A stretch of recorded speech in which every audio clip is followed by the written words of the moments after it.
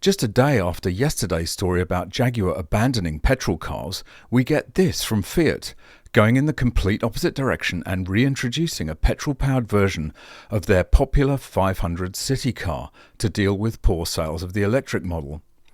Europe is still stuck with an end date for internal combustion engine cars, for the moment at least, and I think it will change in time. So, like other European manufacturers, Fiat has to prepare for this artificial deadline.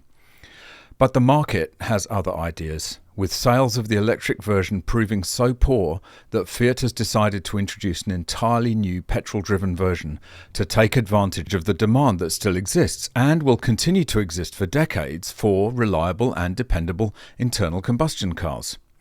It may be that Europe will be all electric by 2035, but Fiat has decided to make hay while the internal combustion sun continues to shine. Welcome back to MGUY, British engineer and lawyer, now Sydney-based YouTuber. Be sure to follow me on the usual socials for more content, links in the description, and please make sure you're subscribed and have enabled all notifications so you don't miss out on any future videos. This is Money website reports. Fiat boss says it is reintroducing a petrol-engined 500 city car because older drivers don't want EVs. Fiat CEO Olivier Francois says there's been slower than anticipated uptake of EVs. He says all but the youngest drivers have turned their back on electric cars. Fiat will introduce a petrol-engined 500 city car in the next 2 years due to a lack of demand for electric vehicles, particularly among older drivers, its CEO has said. Olivier Francois confirmed the new petrol 500 hybrid will arrive in early 2026 due to a slower than anticipated uptake of EVs across Europe, in an interview with Autocar. However, he confirmed it will be the final version of the retro small car to have an internal combustion engine, with the EU set to outlaw new petrol and diesel vehicle sales from 2035. Well, obviously they have to say that, but by keeping their internal combustion production going, they have options if the legislation changes. There have been plenty of examples in recent history of combustion engine platforms being repurposed to fit electric drivetrains. Volkswagen's first-generation EVs, such as the e-Golf and e-Up, were essentially combustion cars with batteries and electric motors shoehorned into them.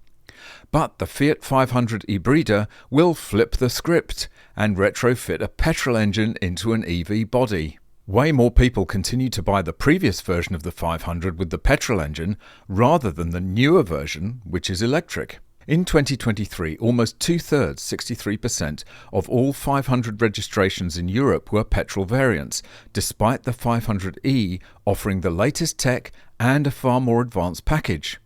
Francois explained that the car company had anticipated that the world would go electric faster and the cost of electrification would go down faster, but says the impact of COVID and shortage of raw materials took a significant toll on the EV revolution.